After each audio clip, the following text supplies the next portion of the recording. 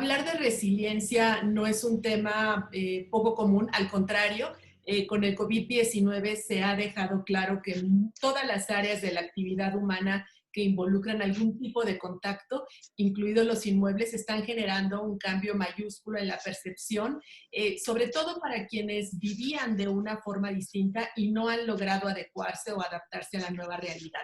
La creación de comunidades y la existencia de modelos vanguardistas hacen que esta transición sea mucho más posible y sobre todo que se establezca un nuevo modelo de hacia dónde van a ir los espacios, en particular los de vivienda.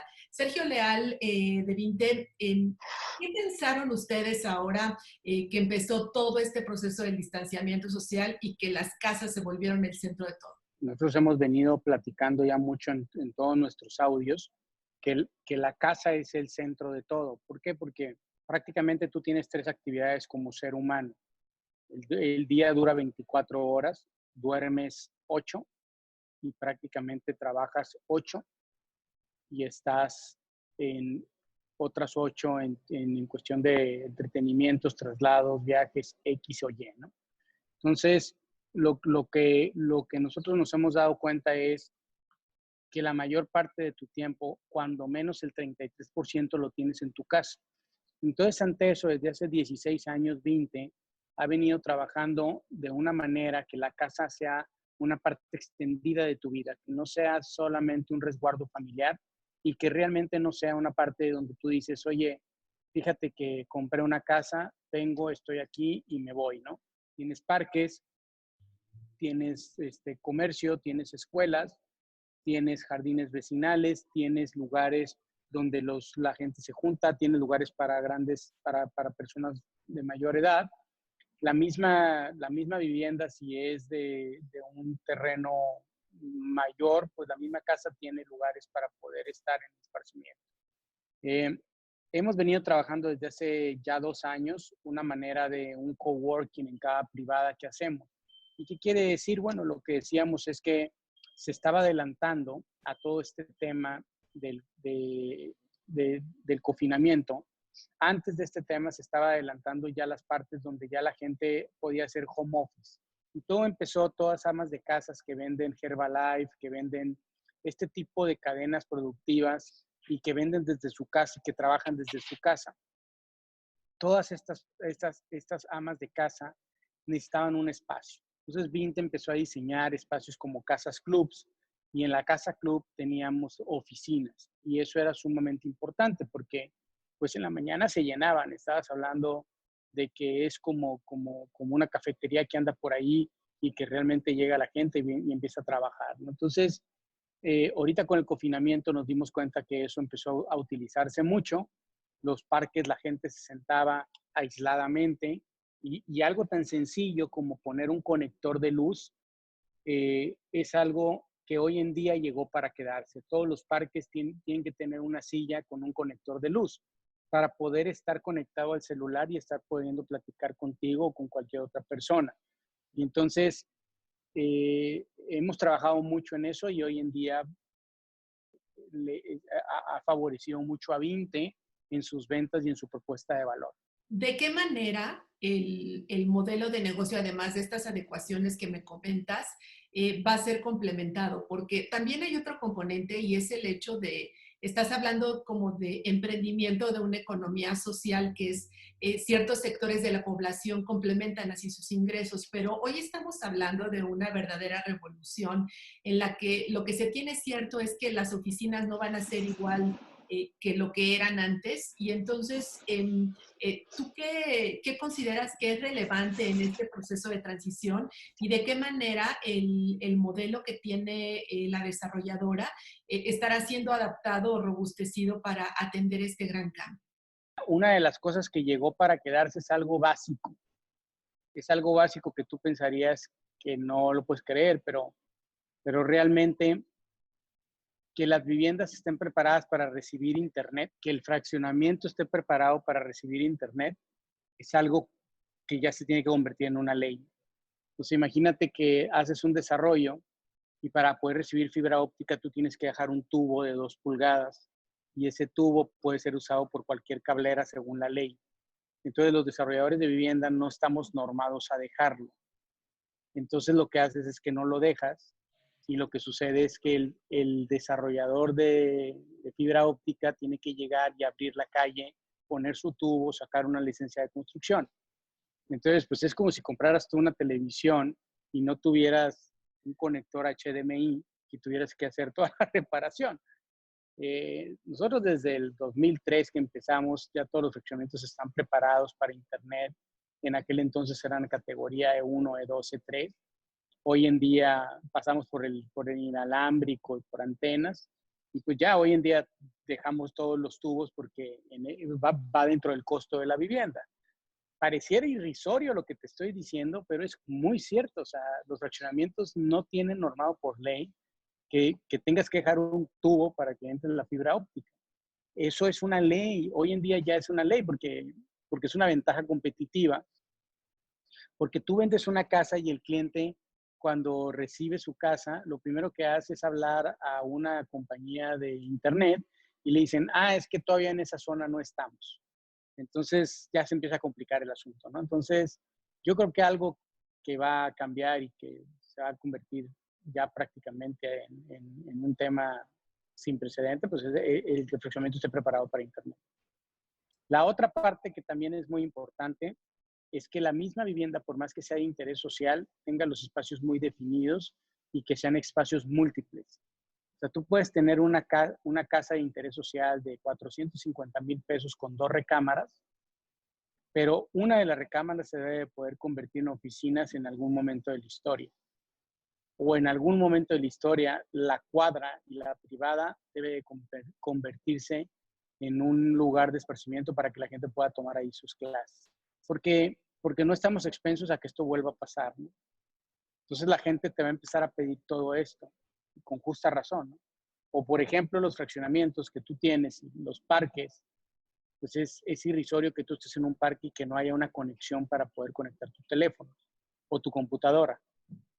Entonces, yo creo que son detallitos sumamente pequeños que no nos van a impactar en el costo de la casa, pero que esto es el aprendizaje que nos está dejando la pandemia, ¿no? Y en particular para ustedes que tienen varios modelos o ejercicios enfocados a la sustentabilidad, a las certificaciones y todo esto, muchas de ellas se están transformando o están abriendo nuevos capítulos o nuevos rubros enfocados al bienestar de las personas en las casas de habitación.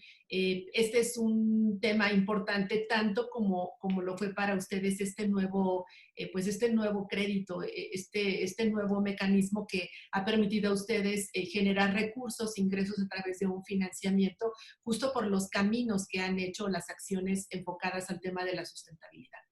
Nosotros tenemos 4 ejes importantísimos desde que empezó el COVID. El primer punto importantísimo era tener líneas de crédito libres. El segundo punto era tener inventario para poder entregar en los próximos 7 días al cliente. Tener una deuda sana y tener casas vendidas. Entonces, con esos 4 puntos, nosotros pensábamos atacar este sistema. De hecho, reportamos hoy en la mañana, puedo decir con gusto de que vendimos las mismas casas que el año pasado. En el trimestre vendimos las mismas casas que el año pasado, en el peor trimestre de la historia de 20 y de lo que hemos vivido. ¿Qué fue lo que permitió eso, Sergio? Esto lo permitió por los 4 ejes que te estoy comentando. La demanda en el Infonavit se cayó a 1,5 millones o 1,200,000. Las estadísticas, pues la que tú quieras ver, unos dicen 1,5 millones, otros dicen 1,200,000, otros dicen 1 millón. Pues de 14 millones, de 13 millones se bajaron a 12,5 millones, que es el 10% de la población del Infonavit. O más que la RUP se ha venido cayendo 50% en un año. Entonces la oferta de vivienda no existe. Pues, si tú vas al Anaquel, no hay vivienda. Y no hay vivienda por 2 cosas fundamentales. Porque desde que inició el gobierno y desde antes venían diluyéndose la parte del subsidio. Y el no hacer subsidio hizo que los desarrolladores de vivienda tuvieran que sacar un inventario de vivienda que tenían que pagarle a los bancos. Y eso no les permitió hacer otro tipo de vivienda. Entonces, a principios de enero te diste cuenta que realmente no tenías inventario, que no tenías gestiones, que no tenías autorizaciones de funcionamiento, que no tenías la casa, y entonces tenías que cambiar tu modelo de negocio. Y eso fue en julio del año pasado. Entonces nosotros, que no hacemos ese tipo de vivienda, que tenemos un, un, un paraguas completamente diferente, de casas de 400 hasta 5 millones de pesos, y que recibimos una capitalización, no lo puedo negar, recibimos una capitalización en octubre del año pasado de Proparco, de un banco francés. Nosotros lo que hicimos es apuntalar la empresa para poder crecer 20%. Y esa era nuestra meta, crecer 20% este año. Y entonces quiere decir que el primer trimestre nos agarró con un inventario muy grande, con cimentaciones hechas. Por ejemplo, hoy al día tenemos todas las cimentaciones hechas de todo lo que vamos a hacer en el año. Y entonces lo que decidimos es cerrar la parte de la obra, bajarle 20% y solamente hacer la obra que se está desplazando. Eso lo que provocó es un flujo de efectivo muy grande en 20, casi de 200 millones de pesos. Provocó que bajáramos la deuda y provocó que nos dieran una línea de crédito del Banco Mundial a 5 años en una parte de un crédito sustentable. Y lo más importante, provocó que tuviéramos un producto en Anaquel que podemos entregar en los próximos 7 días. Entonces la gente está buscando comprar casa, pero para cambiarse rápido, no para cambiarse en 6 meses. También lo que se está mencionando es que ya empieza una inercia hacia la vida suburbana. Es decir, que salirse como de las grandes concentraciones ya no es un tema, y eso habría sido un mito, ¿no? Prácticamente un pecado en el modelo antiguo que provocó para algunos hasta el proceso de gentrificación, ¿no? Por el cual hoy se está atravesando. ¿Ustedes qué opinan de este concepto y cuál será su dinámica estratégica? Yo te lo he comentado mucho a ti. Yo siempre he hablado de las casas del futuro, siempre he hablado de que las casas vas a vivir en un lugar donde tú quieras vivir. O sea, realmente tú vas a querer, tú vas a vivir en un lugar donde dices, yo quiero ver una montaña, yo quiero ver un bosque, porque el tráfico va a ser nulo. O sea, realmente hoy en día tú ya no tienes que ir a la oficina y a lo mejor de los 5 días de la oficina vas a ir 2 y de los 2 días los carros van a ser autónomos y entonces no va a haber tráfico. Entonces, por lo tanto, tú puedes vivir en La Marquesa o puedes vivir en el bosque de Tlalpan o puedes vivir en Pachuca, pero en una casa que te dé un espacio para que tus hijos puedan jugar fútbol, para que tú puedas hacer yoga afuera. Entonces, creo que el mayor afectado en este tema, no, no por lo que hemos venido diciendo nosotros en Vinte, sino muchos dicen, no, bueno, pues es que Vinte no construye en el DF ni construye apartamentos. Pues sí, es correcto, pero no los construimos porque no creemos en ese modelo. Y no creemos en ese modelo porque realmente la gente va a terminar en los próximos 10 años.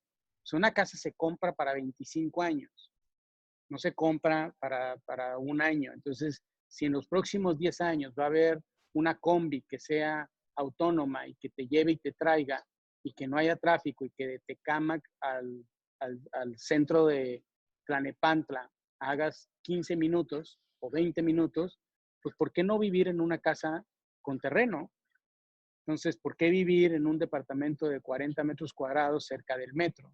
Sí, es muy conveniente y a lo mejor los millennials lo hacen, pero una familia que quiere, o una madre soltera, pues va a preferir realmente una vivienda, ¿no? Y es lo que nos está pasando ahorita, ¿no? Llegan las familias completas a querer comprar una casa, ¿no? Sergio, ¿ustedes ven un cambio en la conducta del comprador o los hábitos de consumo de las ciudades, por ejemplo, los proyectos que tienen cercanos a la Ciudad de México respecto a lo que impera en destinos turísticos como son los proyectos que tienen ustedes allá en Cancún? Comúnmente nosotros, o sea, sí estamos viendo un cambio no radical, pero sí estamos vendiendo 5% más que el año pasado, más casas. Antes vendíamos 50% de departamentos y 50% de casas. Hoy vendemos 55% casas y 45% departamentos. Entonces, hoy en día, una de las cosas buenas del COVID es que la gente de interés social, la gente de escasos recursos, la gente de recursos, como dicen todos los programas, ¿no? ¿Dónde te agarró el COVID? Entonces, pues a los muy ricos los agarró de vacaciones y a los muy pobres los agarró en su casa. No es como que el pobre iba a la oficina. El que trabajaba en un call center empezó a trabajar desde su casa. O sea, te voy a dar un dato. La empresa, el buscador más grande del mundo, Google, hoy en día le dijo a toda su gente, yo te voy a dar $1,000 para que instales una oficina en tu casa, que compres el mejor internet y te compres la mejor computadora, $1,500, y trabaja 3 días allá y 2 días aquí. Entonces, estás hablando de que esto, pues, en México también, los grandes call centers de México, pues, es el mismo. Nosotros lo hicimos. Nosotros teníamos prácticamente 600 personas en casa trabajando y tiene sus ventajas y sus desventajas. Una de las grandes ventajas es que te concentras más. Hoy en día tú me dijiste que la cita era a tal hora y a lo mejor si hubieras estado en mi oficina, pues yo hubiera llegado, te hubiera tomado un café contigo, hubiéramos platicado de 1000 cosas, te hubiera quitado el tiempo con otras 2000 y a lo mejor tú tienes un tiempo limitado y hoy en día llegamos, me conecté, me estás entrevistando y es algo mucho más eficiente. Yo creo que en el otro lado de la moneda, creo que la gente se va a tener que acostumbrar y que gente como nosotros, pues que estamos acostumbrados a ir a una oficina, va a ser medio complicado que puedas trabajar en tu casa. Pero bueno, mis hijos que tienen 8 años o que tienen 5 años, van a nacer con esto y a lo mejor en su vida conocen una oficina. Yo creo que va a haber un tema ciertamente, un vacío de oficinas en la Ciudad de México y en Monterrey y en Querétaro, grandísimo, porque nosotros tenemos una oficina corporativa donde estamos 60 personas y hoy en día hay 5 y 20 pues sigue produciendo igual que antes. Entonces hay como que buenas cosas y malas cosas. Cuestión del cliente, no me queda ni la menor duda de que el cliente va a buscar espacios grandes. Y no me queda ni la menor duda de que si tú vas a construir un departamento cerca del metro, en la del Valle, tiene que tener alcoba, tiene que tener espacios, tiene que tener una terraza bastante importante y la terraza debe de ser un lugar donde tú puedas hacer yoga. ¿Por qué? Pues porque te lo va a pedir el cliente.